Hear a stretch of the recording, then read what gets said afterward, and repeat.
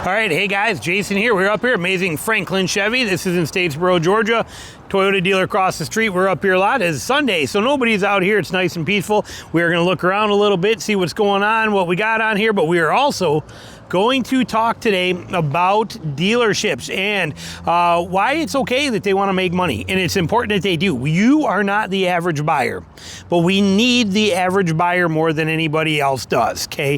It is very important we have that. We're going to talk about it today. Look at here, classic work truck on the Colorado. Remember, this 2.7 motor is proving itself to be phenomenal. We're going to make another video about that here right after I get done with this one, but we're going to just walk and talk for a minute here. So a lot of these we know are under, actually I don't see, yeah, here's a 6.2. I know a lot of these are under a stop sale until they get fixed up and things get sorted with them. GM's kind of in a bad spot with their big V8 right now. Another one right here. So they got some things they got to work on. But as far as the dealership buying experience, and when you buy these things, see, look at right there, 6.2. Available unit awaiting inspection. See that right there on the tag on the window? Okay, so again, they're waiting to make sure that these motors are going to be good. I got a feeling that these are going to sit pretty long. Even if somebody comes up and sees that, they're going to be like, wait a minute, what's going on? And then when they got to tell them, they're going to kind of probably shy away from this for a little while. Pretty sad thing going on with this 6.2 here. But dealership-wise, any dealership, like I said, I love these guys. They service my truck. They're a great dealership. I like them a lot. I've never tried to buy here, but they are a very good dealership. When we buy, you, me, people that are watching this, it seems like every video I make, some jackwad with a tipped up squatted truck like this and their exhaust super loud drives by. Is it just me, or is it every time I make a video, somebody has to drive by one of them? It's like every time. But enough of the tangents, talk about the deals.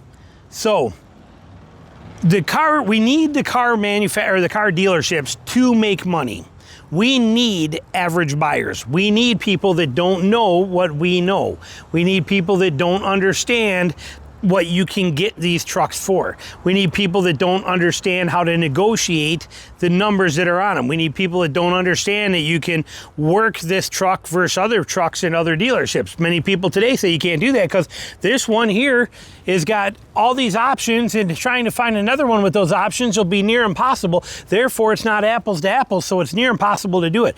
You read the comments in the video, in any of my videos, you read the comments all the time. That's you're looking for a unicorn. That's not possible to get that. You could never get a 250 F250 XLT Tremor truck for under $70,000. It's not possible. Could never be done. Never be done.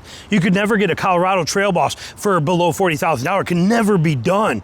Never going to be possible. It's not possible at all. You can't get a Colorado work truck, a four-wheel drive Colorado work truck, and have it be under $45,000. Not possible. We hear this time and time again all the time. Thank God for those people, because they're the ones that'll come in here and they are the ones that are going to pay close to MSRP.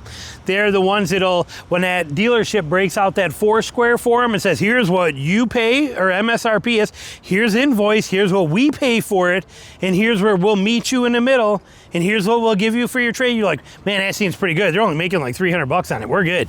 So you know what? I'll take that deal. You know what? It's right here. It's sitting right here. It's a Trail Boss model right here. It's going to be priced at $42,000 if I remember correctly. No, this one's even higher. It's a bigger one. It's got some more belt with some whistles on this. But so we're calling this $47,000. They'll be like, that's $47,000. And he showed me the invoice, and the invoice on that thing was $44,000. So they're only making $2,600. They're going to give me $2,000 off. They're only making $600 off. They're giving me $2,000 off. I mean, that's a smoking deal. They showed me the paperwork. Good, buy it. There it is. Perfect. More power to you.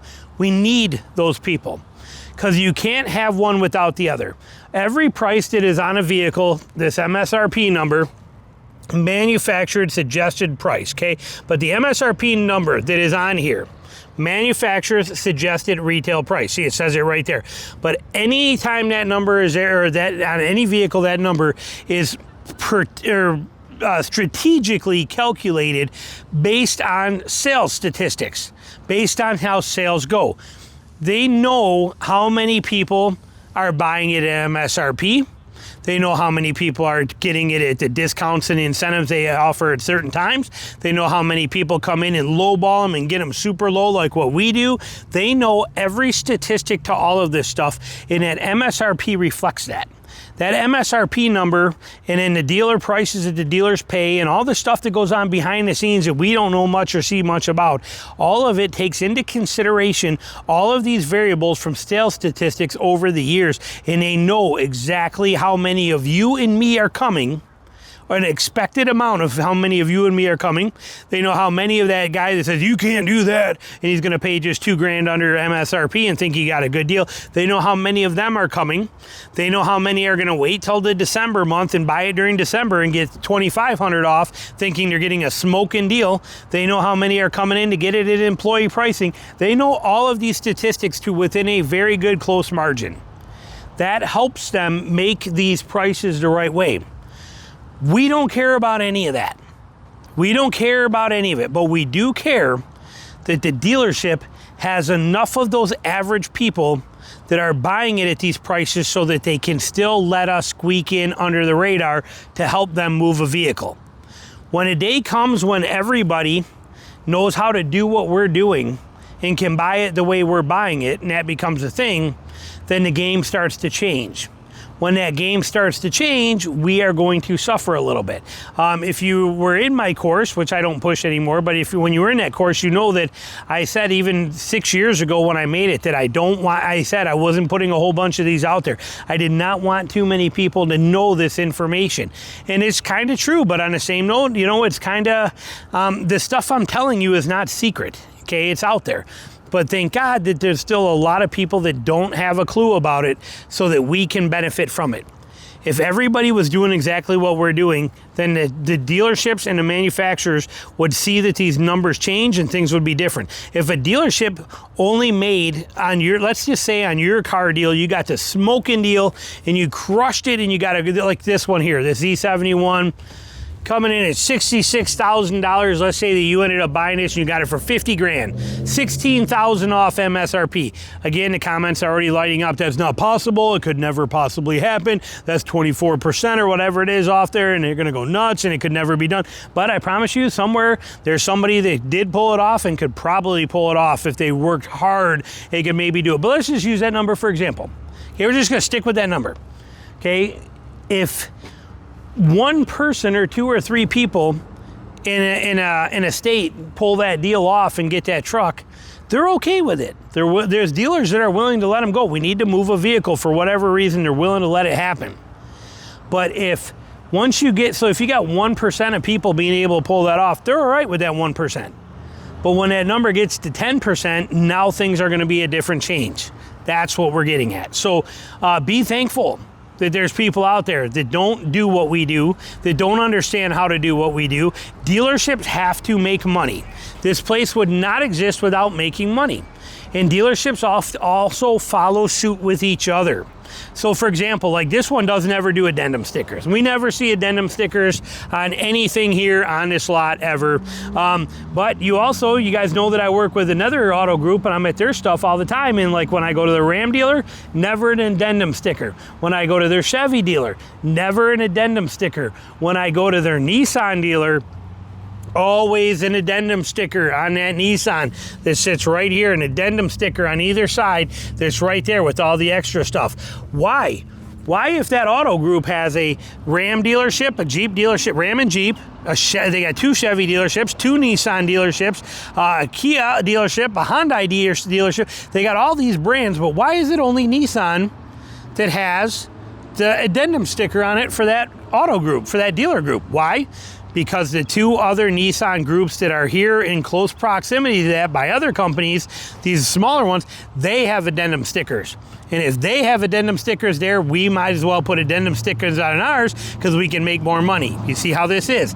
Dealers feed off of other dealers. If this dealership were to go, well, let's make the dock fee $1,200, and they make a dock fee $1,200, and somebody comes over here to buy a truck and they don't like the price, and they go next door to a different dealership, and they tell that dealership, wow, Franklin, which they don't, okay, Franklin doesn't charge $1,200, but they were like, Franklin charges $1,200 for a dock fee. Like, really?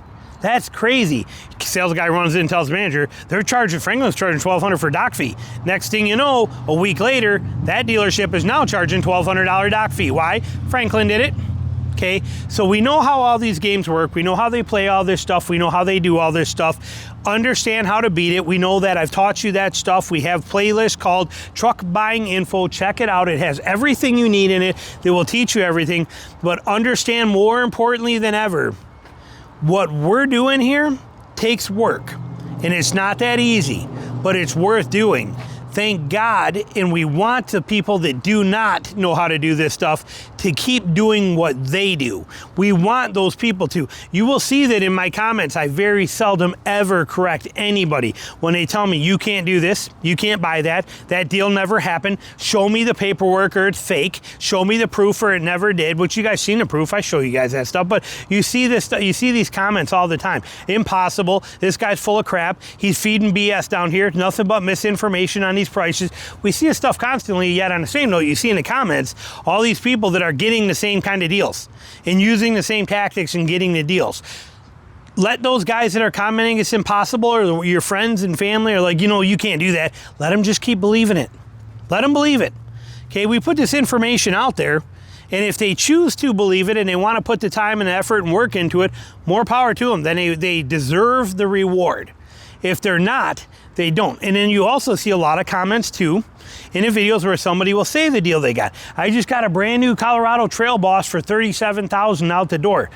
You'll start seeing it light up with people. Where? What dealer? Do you think that matters?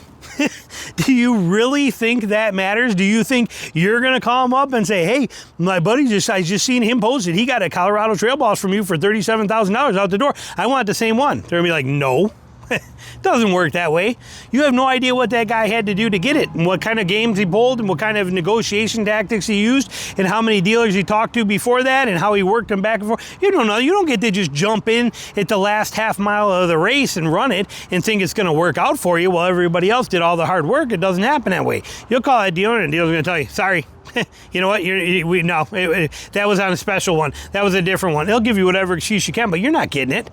And then they'll be like, well, I called there and they won't do it, so that guy's obviously lying. So again, let people like this be how they are. Let them think this, let them fight this, let them pay the prices we want them to. You, me, the ones that put the work in, we get the rewards. The ones that, like I said, they want to kind of jump in later on, or they don't believe it, or just because they can't means that you can't, all this stuff, leave them alone.